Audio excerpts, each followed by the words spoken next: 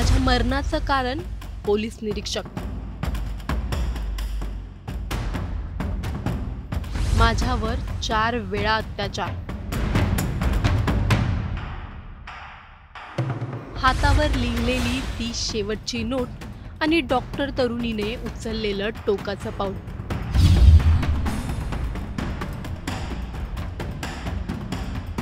माझ्या मरणाचं कारण पोलीस निरीक्षक गोपाळ बदने आहे। माझ्यावर 4 वेळा अत्याचार केला। पोलीस प्रशांत बनकरने मला मानसिक आणि शारीरिक त्रास दिला आहे। हे होते एका महिला डॉक्टरने स्वतःला संपवण्याआधी हातावर लिहिलेले ते शेवटचे शब्द। एक शिक्षित डॉक्टर तरुणी टोकाचं पाऊल उचलते आणि जाताना एवढे गंभीर आरोप मागे सोडून जाते। हे प्रकरण नेमकं काय आहे? ही घटना कोठे घडली? पीडिता मूळची कोणत्या ठिकाणची आहे? तिच्या हातावरील मजकुराचा नेमका अर्थ काय? तिने टोकाचं पाऊल का उचललं? तिच्या परिवाराकडून कोणते खळबळजनक आरोप केले जात आहेत? एका डॉक्टरच्या मृत्यूचं पोलिसांशी काय कनेक्शन? हे सर्व इन डिटेल जाणून घेणार आहोत। त्यामुळे हा व्हिडिओ शेवटपर्यंत नक्की पहा आणि टाइम्स नाऊ मराठीच्या सर्व माध्यमांना सबस्क्राइब आणि फॉलो करायला विसरू नका।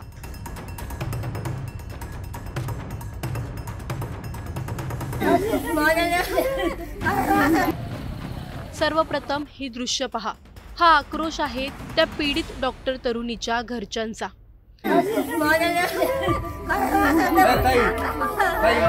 आज ती डॉक्टर तरुणी त्यांच्यात नाहीये आणि ती जाताना तिच्या मागे अनेक रहस्य सोडून गेली आहे। आई वडिलांनी कष्टाने लेकीला डॉक्टर केलं असेल आणि आज त्याच तरुणीचा मृतदेह पाहून त्यांच्यावर काय परिस्थिती ओढवली असेल याची तर आपण कल्पनाच करू शकत नाही।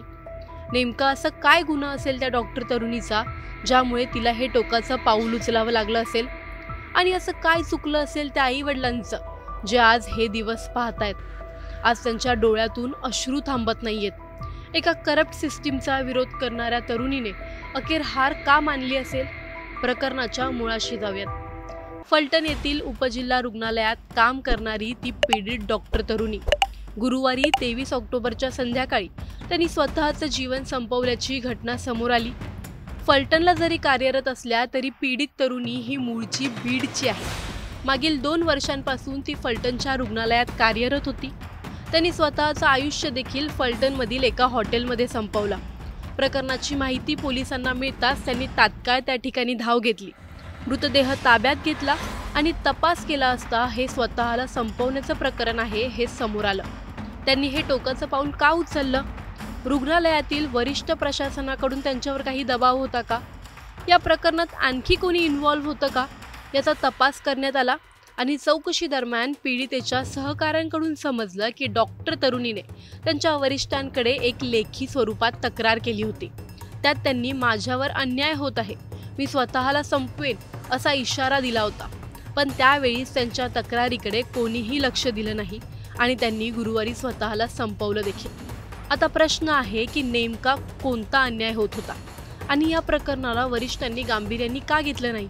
हातावरील मजकुरातून समोर आलेल्या नावाचा संबंध देखील तपासात उघड झाला आहे आणि तो म्हणजे पोलीस आणि आरोग्य विभागातील तो वाद। पीडित डॉक्टर तरुणी पोलीस आणि आरोग्य विभागातील एका वादात अडकल्या होत्या।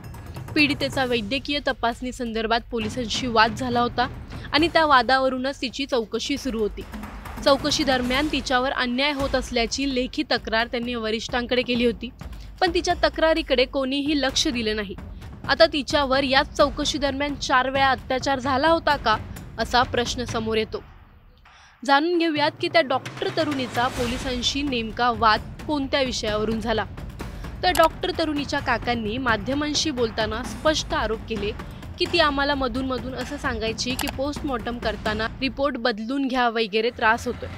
अधिकाऱ्यांचा त्रास मला झाला तर मी स्वतःला संपवेन असंही ती सांगायची। याबाबत तिने लेखी तक्रार दिली होती पण त्यावर तिला उत्तर आलं नाही। पोस्टमॉर्टम रिपोर्ट बदलून घ्या असं तिला सारखं सांगायचे। रिपोर्ट बदलण्यासाठी तिच्यावर दबाव यायचा। तिला हे सहन होत नव्हतं। तिने जवळच्या लोकांनाही सांगितलेलं की मला त्रास झाला तर मी स्वतःला संपवेन, बाकी आम्हाला फार माहिती नाही। आता डॉक्टर तरुणीच्या नातेवाईकांनी केलेल्या आरोपानुसार तिच्यावर पोस्टमॉर्टम रिपोर्ट बदलण्यासाठी दबाव असायचा। पोलीस अधिकाऱ्यांकडून तिच्यावर नेमका अन्याय झाला का?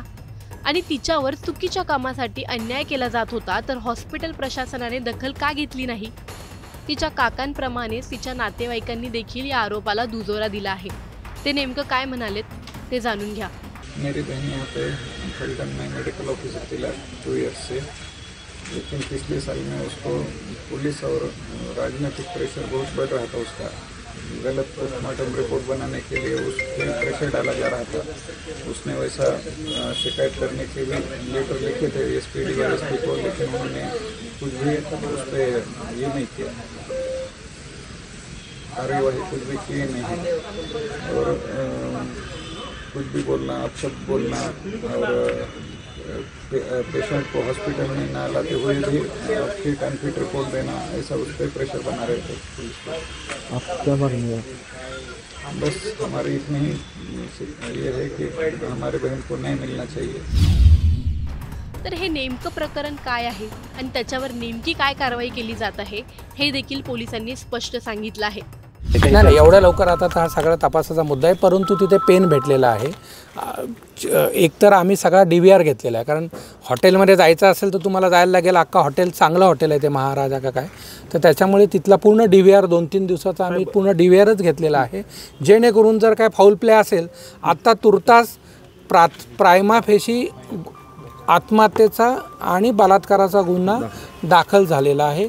पूर्ण तपासातच आपल्याला लक्षात येईल की नक्की काय प्रकार आहे. मयत आणि जो संशयित ते आरोपी आमचे शोध घेतोय आम्ही. मयत आणि संशयित आरोपी जे आहे त्यांच्यात ओळख कधीपासूनची होती, काही माहिती समोर नाही? आता ॲपरंटली यातला जो PSI आहेत आमचे ते आणि या महिला या एकाच तालुक्यातल्या बीडमधल्या आहेत, त्यामुळे त्यांची ओळख असावी असा अंदाज आहे. परंतु फ्रँकली हा काहीतरी 1 वर्षापासून तिथे होता हा PSI, आणि ह्या महिलासुद्धा 2 वर्षापासून तिथे होत्या.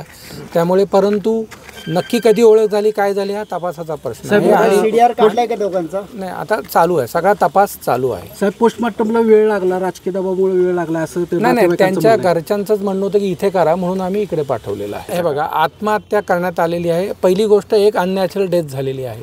अननॅचरल डेथ ॲपरंटली आत्महत्या आहे, ती आत्महत्याचा आहे का हा तपास शेवटी सिद्ध करायला लागणार ना तपासात की आत्महत्याचा आहे. आणि त्याच्यानंतर आत्महत्येचं कारण काय, आत्महत्येचं कारण असताना महिलेने काय लिहिलं आहे, कोणाला आधी काय बोललेलं आहे, ह्या सगळ्याचा तपास होणार आणि त्याच्या अन्वये ती आत्महत्या आहे त्याचं कारण काय या सगळ्याचा तपास होणार. गोपाल बदने याला PSI पदावरून निलंबित करण्यात आलं आहे, तर त्याच्या शोधासाठी पथक पाठवण्यात आली आहेत. ज्याप्रमाणे तिच्या आत्तेभावाने सांगितलं की तिला मागील एका वर्षांपासून पोलिसांचे आणि राजकीय नेत्यांचे फोन यायचे, तिला रिपोर्टसाठी नेहमी दबाव यायचा. आता या प्रकरणात कोणता राजकीय अँगल निघेल, या प्रकरणात कोणत्या बड्या व्यक्तीचं नाव समोर येतंय का, आणि पीडित डॉक्टर तरुणीच्या प्रकरणात आणखी कोणतं नवं वळण येईल ही येणारी वेळ आणि चौकशी सांगेल. एका डॉक्टरचा मृत्यू, अनेक आरोप आणि अनुत्तरित प्रश्नांचा ढीग. आता जबाब कोण देणार, पोलीस की आरोग्य विभाग? हातावर लिहिलेली ती शेवटची ओळ आजही सिस्टीमला आरसा दाखवते.